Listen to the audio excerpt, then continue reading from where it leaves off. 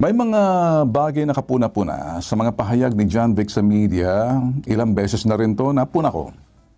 Mahilig siyang magbitiw ng mga pahayag na kuminsan.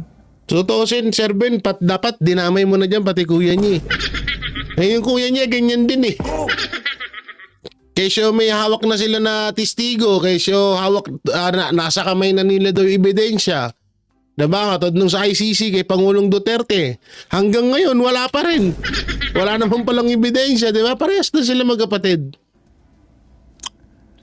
Hindi niya pinag-iisipan. Yun lang. Nakaka-insulto sa iba. Yun lang. Ang ginawa niya kay Chief PNP General Nicolas Torre III. At meron din siyang pahayag na hindi tugma-takma doon sa takbo ng sinasabing pamamahal at pangangasiwa ng ating, sa ilalim ng ehekutibo ng ating Pangulo. Yung sinabi niya patungkol sa turismo, nakukunti umano ang dumarating na turista sa bansa at may dahilan siya roon. Siguro maganda, ganito na lang, search nyo, ang lahat na ito'y nasa Google News, then you will know what I mean. Lahat ng kayo sinasabi, bato sa langit. Ang tatamaan ay huwag magagalit. Trabaho lang, walang personalan. Ako, si Ben Tulfo. Naku po, yan na. John Vic Remulla niratrat ni Ben Tulfo. Eto na nga ang sinasabi natin. Ewan ko ba dito sa mga sa mga empleyado ni Marcos. Parang parang nawawala sa mga sa mga sarili.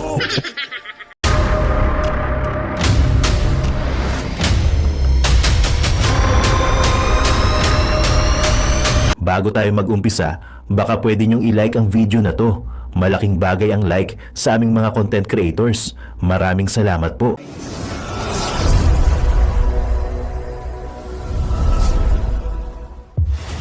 Balikan lang natin ng kaunti, no? At para malaman nyo din kung bakit nga ba ganito ang mga sinabi ni Mr. Ben Tulfo sa kanya. So ito po, panoorin natin. Laya, ano ba yung nakasaad sa pabirong announcement ng DILG Secretary? Magandang tanghali sa iyo, Aga. Kabilang dyan ang mga abangers. May inaabangan ba kayo? Mamaya na, kain muna ako. Ito yung post niya. Mga abangers, sarap ng bochiko. Ano mo ang big sasabihin itong napo? Namang mga abangers, sarap ng bochiko sa kabusugan ay nakaidlip ng sandali. O eto na ang inaabangan nyo. Ilan lamang yan sa mga pabirong post ni DILG Secretary John Vic Remulla kaugnay nga sa pagsuspende ng klase dahil sa masamang panahon. Nakaligtaan din itong isama ang Cavite at Pampanga kung saan sinabi nito sa kanyang post na nawaw mali siya. Pinuna ito ng mga bashers at sinabing inuuna kasi ng kalihim ang magpakyut. Wow, bashers agad pag nasita ang DILG basher agad. Hindi ba pwedeng netizen? Ay, grabe naman, basher agad. Hindi ba pwedeng binash siya ng netizen dahil hindi nagustuhan yung mga birong binitawan niya dahil hindi naman talaga dapat nagbibiro ang isang DILG? No, kahit naman din sino, biruin mo, nag-aabang ka kung may pasok ba o wala, kung ano ba yung update, tapos bibiruin ka ng ganyan. Kahit naman sino, diba? Itong mga bata ni Marcos, ang lakas ng mga tama eh. O yan sabi niya, mga abangers. Ano to? Ano text message? Hindi ka naman millennials sarap ng bochiko sa kabusugan ay nakaidlip ng sandali. Nakaidlip daw siya, pinagmalaki mo pa. Yung ibang mga Pilipino ngayon wala nga makain. Gawa ng ubos yung kanilang ari-arian sa baha. Heto na ang inaabangan nyo. Walang pasok sa lahat ng balitang kasamang kolehiyo at seminarista at mga tanggapan ng gobyerno para sa July 23, 2025. So ayan po yung mga lugar yan. So, marami. So dito, kahit naman din sino mabubwisit sa iyo. Mabubuisit talaga sa'yo, nag-aabang yung tao tapos bibiruin mo. Sa mga post nito. Depensa naman ng kalihim, ganito na ang paraan ng kanyang posting kahit noong gobernador pa siya ng Cavite. Eh, gobernador ka nun eh. Hindi, iba ang pagiging gobernador sa pagiging DILG. Malayo yun, John Vic. Tungangers. Hindi naman una-una yung pagiging gobernador mo. Halimbawa, sige, tigisan ba to? Cavite ba? Hindi ba ako nagkakamali? Cavite. Kung doon sa Cavite, sanay ka na magbiro, paano sa Maynila, hindi ka naman masyado nilang kilala? Sa totoo lang, nakilala ka lang din naman nung naging DILG ka na. At pati itong at kilala ka ng taong bayan sa palipat-lipat mo ng sinusuportahan. Bato dati, Binay ka. Nung pabagsak na si Binay, tumalon ka ng Duterte. Ngayon na wala na yung Duterte, tumalon ka kay Marcos. So yun, doon kilala ka ng taong bayan. Pero yung mga ganyan-ganyan biro mo, hindi mo dapat dinadala yan bilang DILG. Kapangit yun. Oo, wag niyong gaya. Eto alam naman na natin lahat, kasi noong mga panahon ng mga Marcos at Aquino, medyo seryoso lahat ng mga politiko noon. Sobrang mga seryoso mga politiko noon. Nung dumating si Pangulong Duterte dyan, nauso na yung mga joke at alam mo yun yung mga joke na sa totoo nga lang hindi naman tumatawa si Pangulong Duterte pero nakakatawa talaga yung mga banat niya, no? At andyan na rin, halos pareha sila ni Miriam Santiago. Si Miriam Santiago may mga pick up line. Pero eto, napapansin ko doon sa iba, pilit nilang ginagaya yung pilit nilang ginagaya yung ni Duterte, ni Pangulong Duterte, yung pagiging komedyante, yung sa kanila nakakabwisit. Hindi nakakatawa, nakakabwisit. Alam naman natin lahat na talagang etong mga to, nakuha lang nila yung mga technique niya, mga magpapatawa sa Duterte, kay Pangulong Duterte. Kaso minsan kasi ang pagpapatawa hindi rin kasi yung binabagayan. Halimbawa ganito ako gusto kong magpatawa kasi hindi ako makapagpapatawa kasi imbis na tumawa yung mga tao, kinikilig sila. Diba? Tinan mo, hawigin ko si James Reid, si Daniel Padilla, diba? Halos magkaka-level kami niyan. Kasi gusto kong magpatawa, hindi ako makapagpatawa kasi kinikilig sila. Ganon dapat. Diba? Hindi yung parang yung over, yung anong tawag doon, parang ang weird, ang OA ng mga pagpapatawa nila, wala parang yung anong tawag, may tawag doon yung parang pilit yung pagpapatawa na hindi kayang ma-adapt or hindi kayang masakyan ng taong bayan. Katulad nito, nag-viral to. Diba? Kasi nga ayaw ng taong bayan ng ganito. DILG ka, hindi ka naman gobernador ng Cavite. Hindi ka naman gobernador ng Laguna na yung distrito mo lang. Siyempre kilala ka doon. Paano sa iba't ibang lugar? Buong Pilipinas ang hawak mo dyan. Huy! Anak ng timang naman. Huwag ganon. Oo, tsaka ito yung panahon na yan, hindi yan oras ng pagbibiro. Hindi oras ng pagbibiro yan. Mga problemado po lahat ng tao dyan. Napakasira ulo nyo naman. Na pinagigiliwan din naman ng marami. Sinabi pa ng kalihim na pinagagaan lamang niya ang sitwasyon sa suspensyon ng klase. Pinagagaang? Paano mo ba mapapagaang binuisit mo pa nga? Paano mo mapapagaang binuisit mo pa? Dulot ng mga pag-ulan at baha sa ilang lugar sa bansa. Pagtingin din naman agad ng paumanhin ng kalihim sa mga hindi naman daw naintindihan ang paraan ng kanyang posting. Wala naman daw siyang masamang intensyon tukol dyan. Wala nga masamang intensyon, kaso nga lang, sa totoo siguro may utak ka naman. Kung doon nga sa lugar mo, kabisado kang ganyan ka, DILG ka na ngayon, mas maganda yan ang hirap kasi, pasok kasi kayo ng pasok sa hindi nyo alam na trabaho Huwag nyo dalhin doon. Diba? Hindi nyo dapat dinadala yung hindi nyo dapat dinadala yung trabaho nyo noong gobernador diyan sa pagiging DILG nyo, kaya kayo nasusuplak Samantala aga, 12 individual na ang naitalang namatay dahil sa pananalasa ng bagyong Krising sa iba't ibang lugar sa bansa. base yan sa monitoring ng PNP. 5 mula sa Calabarzon, 3 sa Negros Island, 1 sa Metro Manila, Mimaropa, Northern Mindanao at Barm. Ang mga nasawi aga ay bunsod ng pagkalunod at ang iba naman ay nabagsakan ng puno. Habang siyang naman ang nawawala at 7 ang naitalang nasugatan. Aga? Maraming salamat. So ayan po yung pinagmulan no nung galit ni Mr. Ben Tulfo kaya niya binanatan si tawag dito. Etong si Remulla. So ito po yung video ni Mr. Ben Tulfo. Asan yan? Ito ata. Wala yung video ni Mr. Ben Naku po, nawala pa nga. Ito ba yun? Oo, tingnan ko nga kung ito yun. Hindi. Saglit lang ha. Saglit lang. Parin na Nasaan na yan? Naku, hindi ko pa ata mahanap. Naku po. Nasaan na?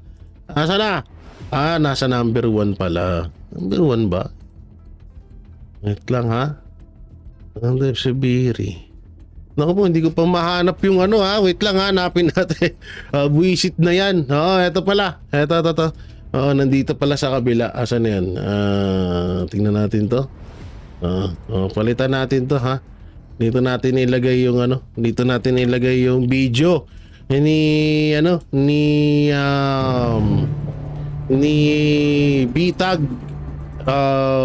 Bitag Ben Tulfo. So sana hindi tayo machupulangot baby kumon sa na to, sa tawag dito sa video na to no. So eto, panoorin ho natin, mukhang malupit tong banat niya no. Basahin natin yung title. Remulla, baguhin mo estilo mo. Huwag mong pilitin ang mga tao. Ayan, grabe ha. Title pa lang. Panalo na.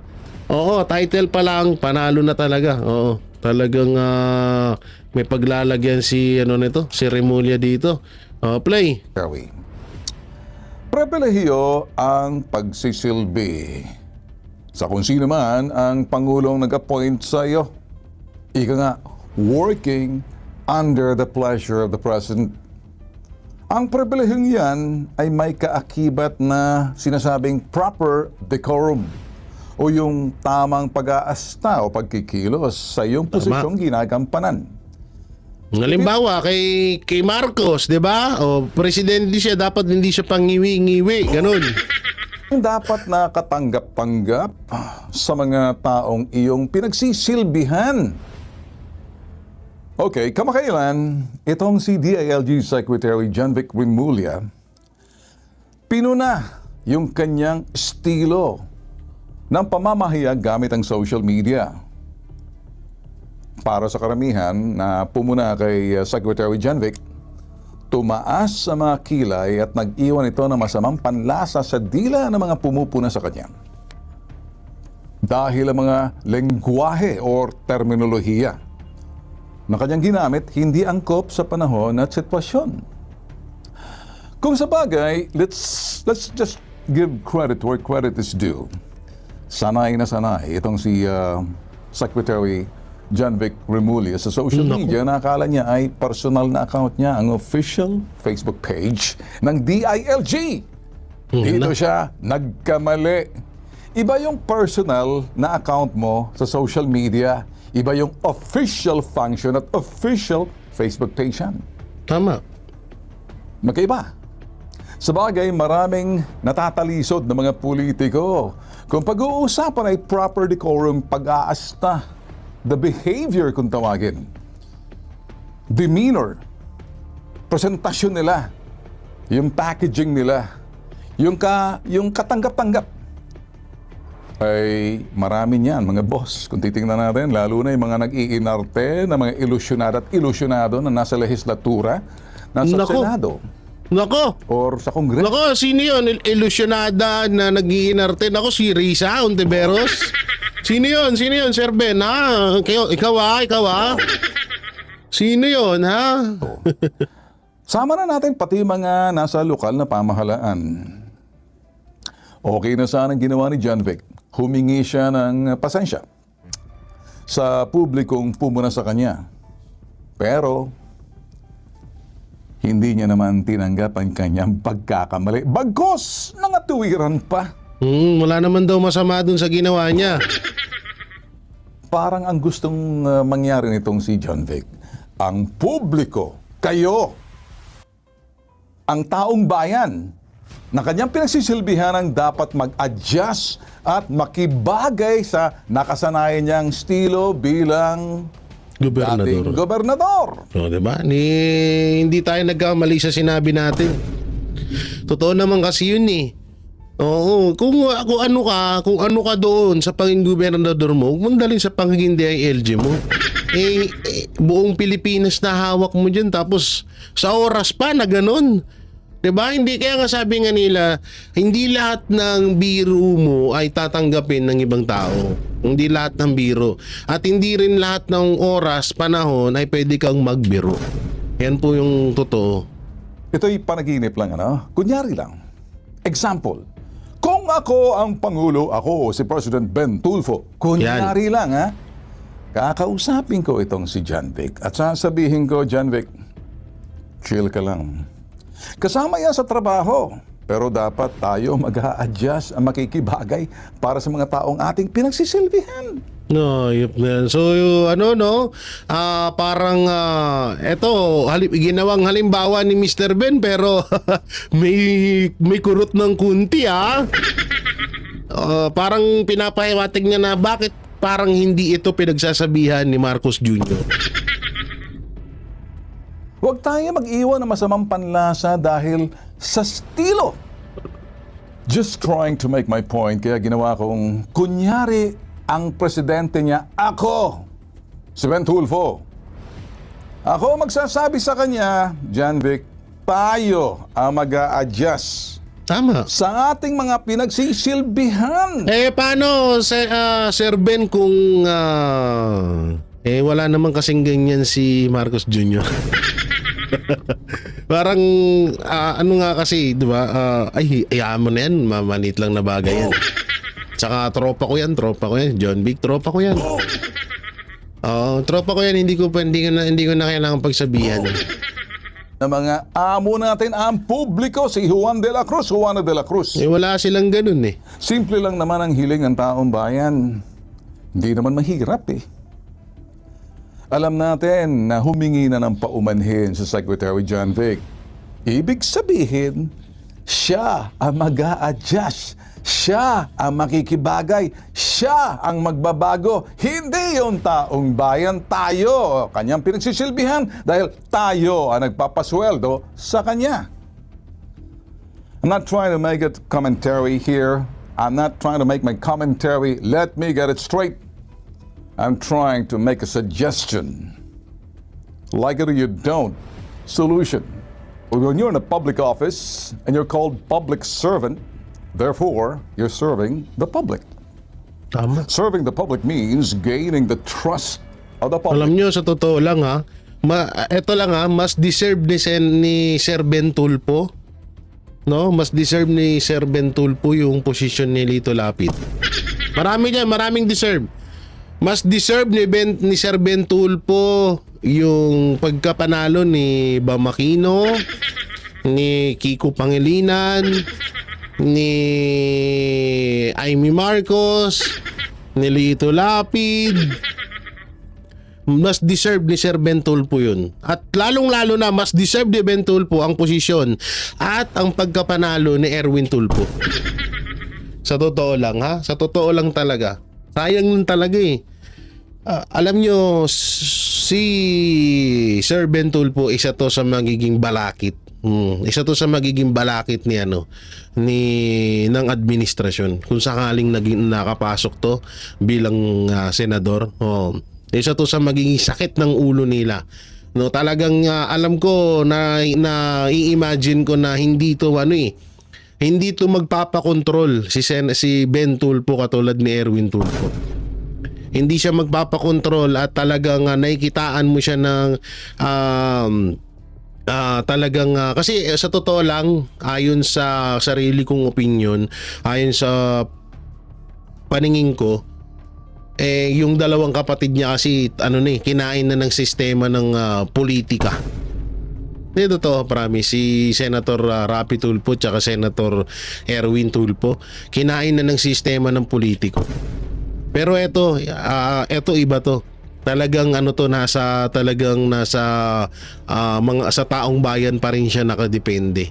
Doon pa rin siya. Hanggang ngayon, tingnan nyo, natalo na ng senator yan. Hanggang ngayon, nagsiservisyo pa rin yan, tumutulong. Parang si pastor lang yan eh.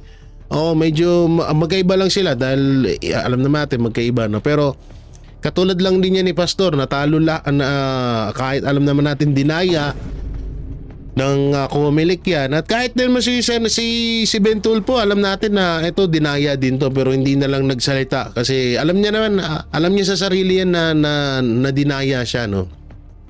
Pero itong mga taong to, patuloy sila na nagtatrabaho para sumuporta sumuporta sa taong bayan. Hanggang ngayon wala hong hinto yan.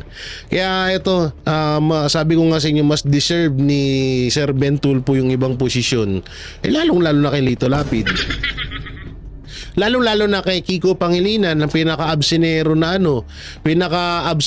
na senador sa kasaysayan ng Pilipinas. Kung ito sana nakapasok, maganda-ganda. Because public office is public trust. May mga bagay na kapuna-puna sa mga pahayag ni John Vic sa media. Ilang beses na rin to napuna ko. Mahilig siyang magbitiw ng mga pahayag na kuminsan. Tutuusin, Sir Ben, dapat dinamay mo na dyan pati kuya niya. Yung kuya niya, ganyan din eh. Kesyo may hawak na sila na testigo, kesyo hawak, nasa kamay na nila daw yung ebidensya. Diba? Katod nung sa ICC kay Pangulong Duterte.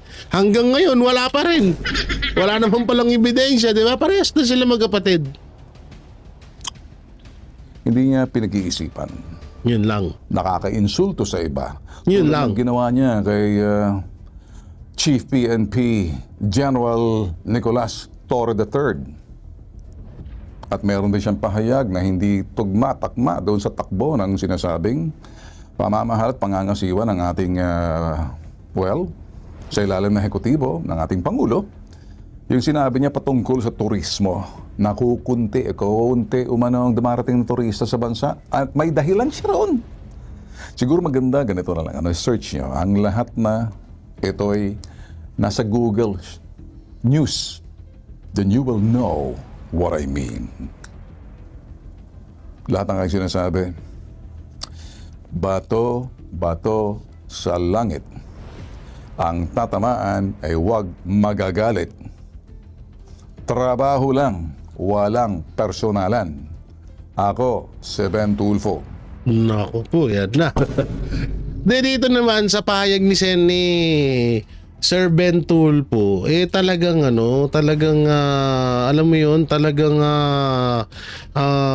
tama naman yung sinasabi niya. Iba, talagang alam mo yun, kahit naman sino mag-isip, mapapaisip dyan sa mga pabiro ni Remulla na, ano ka ba, sabog ka ba? Bangag ka ba? Ang lakas mo mag-trip nag-aantay kami dito tapos ganyan post mo. Ang sarap ng botchi mo, buti ka pa may pang botchi, kami wala. Hanggang ngayon nag-aantay pa rin kami ng ayuda. Ganun, diba? So eto nga yun, eto rin. Panoorin na rin natin to kasi hindi ko to na-reactionan, no? Matagal na rin to, mga 2 days.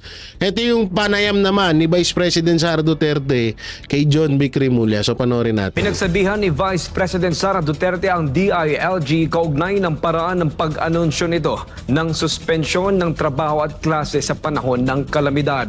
Si Jason Rubrico magbabalita. Binatikos ng maraming netizen ang Department of Interior and Local Government matapos maglabas ng mga advisory hinggil sa class at work suspension na may halong biro at hindi formal na tono. Marami ang nagsabing hindi ito angkop, lalo na't may kinalaman nito sa kaligtasan ng publiko. Git ng iba, tila naging unprofessional ang dating ng ahensya sa naturang mga anunsyo. Dahil dito, nagpahayag na rin ng reaksyon si Vice President Sara Duterte. Ayon sa kanya, obligasyon ng DILG na maging professional. kung galing yan sa DILG official account, kasi nasabi ninyo, confirmed naman na DILG official account, and they have to be professional. Ipinaliwanag din ni VP Sara ang pagkakaiba ng isang government official at ng isang institusyon pagdating sa pagpapahayag. Tulad lang din yan noong sa Office of the Vice President. Merong Vice President at merong Office of the Vice President. Iba yung institusyon, iba yung tao. Kaya kami merong spokesperson for the Office of the Vice President. Kasi yung institusyon, meron silang mga ginagawa na trabaho, may projects, may serbisyo, at merong bosses yung office. So yun, sa madaling salita, huwag mong dalhin sa trabaho mo ang pagiging kupal mo. Pagiging kupal mo sa inyo, ganun. Jay, sakit naman nung kupal. Totoo naman. Diba? Trabaho yun eh. Naglilingkod ka sa bayan, diba? Oh, sahuran ka namin. Tapos kami pag-aantayin mo ng tas magpa-punchline ka ng joke na hindi naman kami natatawa. Tapos ang problemado pa yung taong bayan kasi nga grabe yung baha. Tapos magjo-joke ka. Ang pag-aang imbis na gumaang yung pakiramdam mo, nabuisit tuloy sa yung tao. Tama naman itong sinabi ni Vice President Sara Duterte, iba yung tao, iba naman yung konstitusyon. So siya, katulad dito, may Office of the Vice President siya. So doon lahat ng ginagawa ng bilang isang Vice President doon lumalabas. Ngayon sa sariling tao bilang Sara Duterte, meron din siyang sarili, no? At doon wala na tayong pakialam doon sa sarili niya. Sarili niya 'yun eh. Halimbawa, 'di ba, may mga pasayaw-sayaw daw si Office of the Vice President Sara Duterte. Doon natin nakikita 'yun, ina-upload 'yun sa sa mismong sarili niyang page. So, okay lang 'yun, page niya 'yun eh. Ang pakialam natin ba, 'di ba naman yung pangimasukan pa natin. Ngayon ganito 'yan. Kung halimbawa man na kay John B. Cremulya mapunta 'yon, ganun din. DILG secretary siya. So yung post doon, yung dapat trabaho lang ng DILG secretary. Ngayon, kung gusto mo mag-joke, gumawa ka ng sarili mong page at doon ka mag-joke. Nakalagay doon, John B. Cremulya. Di okay. Walang sa'yo, walang tawag dito, walang sisita sa'yo doon, walang magagalit sa'yo. Sasabi kasi tapos may katwiran ka pa. Ba't kayo magagalit sa joke ko? Hindi ko naman to pinost sa DILG secretary page. Hindi ko naman pinost to sa DILG channel. Wala naman doon sa sarili ko tong account. Kung ano mang gustuhin ko dito sa sarili kong account, labas ho doon ng trabaho kong bilang isang DILG. Kaso nga hindi ko alam kung alam niya yun. Ang nakapagtaka pa dito, ba't parang hinahayaan lang to ni Marcos? Ba't parang hindi niya kausapin or pagsabihan man lang si John B. Cremulya na wag mong gagawin ulit yun kasi ang pangit nga naman nun. Of the Vice President. So, kapag nandun ka, makikita mo, very professional yan sila. Pero pagdating naman sa Vice President, ako, yung tao, iba din yung boses ko. Para sa Diyos at sa Pilipinas kumahal. Yan alam niyo, ang ganda nung ang ganda nung ang ganda nung payo. Ang ganda nung payo diyan ni tawag dito ni Vice President Sara Duterte kay John B. Cremulya. Baka mamaya masamain nga rin yan eh. Pero yun po ay payo lamang, no? Hindi po yun Hindi po yun banat, iba yung banat sa payo baka magkalimutan na naman tayo at baka na naman ng isipin ng iba dyan, di ba? Mahirap na. Alam mo naman yung iba dyan, masyadong akala mo mga perpektong mga hinayupak. At yun na nga mga kababayan, ano na ang masasabi mo? Kung mayroon kayong hinaing at komento patungkol sa balitang ito, please comment down below. Pag-uusapan natin yan sa comment section. At kung nagustuhan nyo ang video, ay huwag kalimutang mag-like at i-share na din para mas marami pang makaalam at umabot ito sa marami sa ating mga kababayan. Maraming salamat po.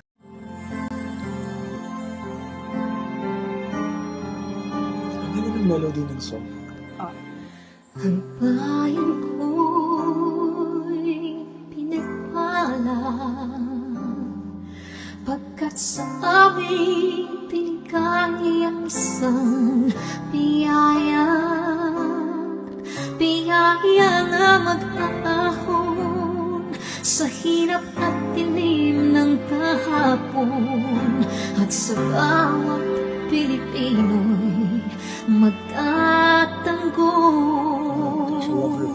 sa bayan ko dati laganap pang-api at tusa sa aming mga mahihirap ngunit ikaw ay dumating sagot sa aming mga dalangin muli kaming babangon mabuhay ka Tatay Digong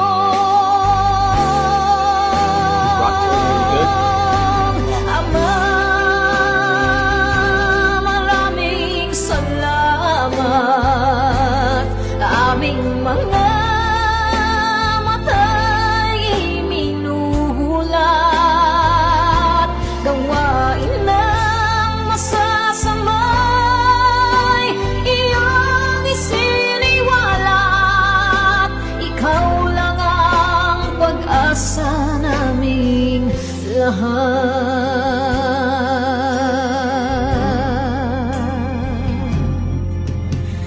Very, Binamatay niya ako, umiiyak ako.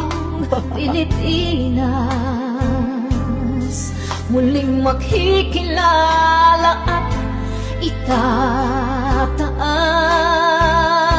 katahimik ay maghahari sa ating puso'y mamamayani mga ngiti sa labi di mapapawi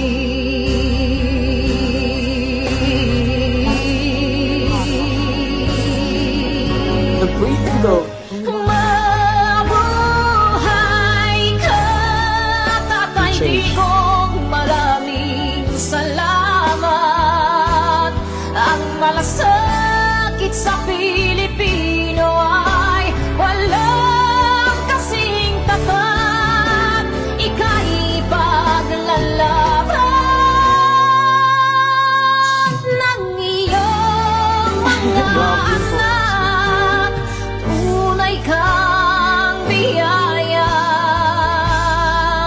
sa bansang Pilipinas.